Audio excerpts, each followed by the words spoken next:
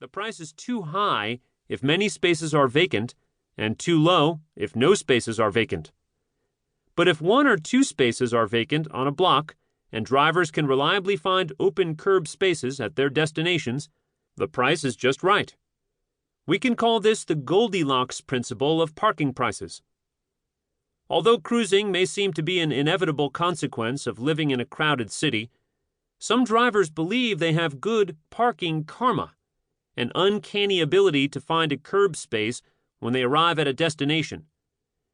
Given the laws of probability, some drivers will be luckier than others in finding a parking spot, and they may interpret this luck as a rare gift rather than pure chance.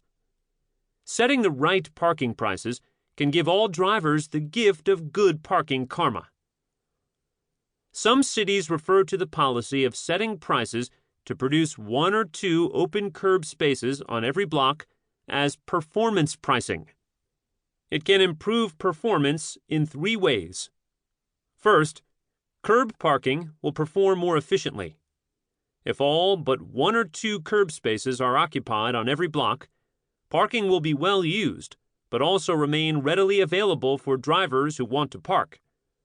Second, the transportation system will perform more efficiently because cruising for curb parking will not congest traffic, waste fuel, pollute the air, and waste drivers' time. Third, the economy will perform more efficiently. In business districts, drivers will park, buy something, and leave promptly, allowing other customers to use the spaces. SF Park.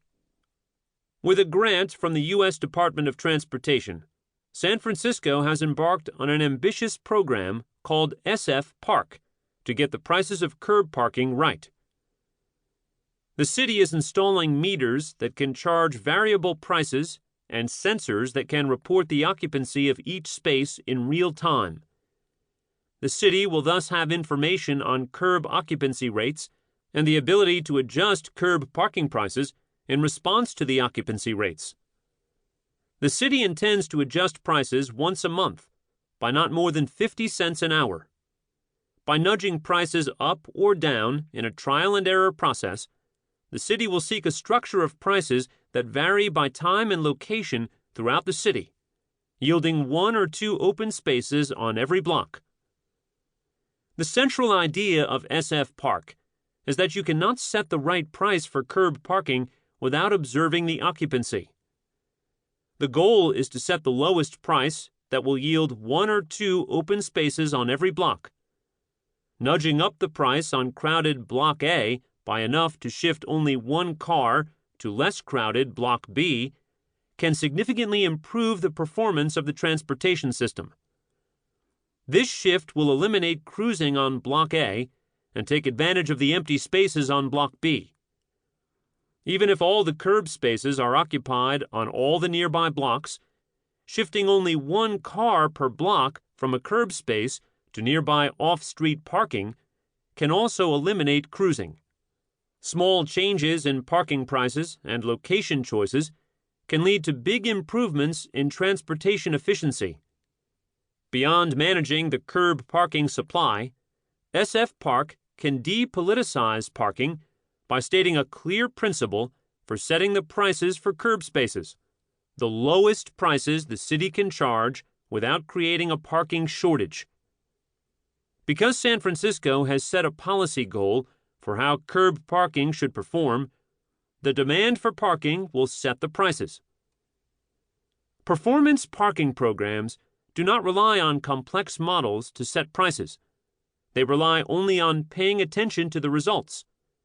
After shifting from a revenue goal to an outcome goal for the parking system and choosing the occupancy rate to indicate the desired outcome, the City Council will no longer have to vote on parking prices.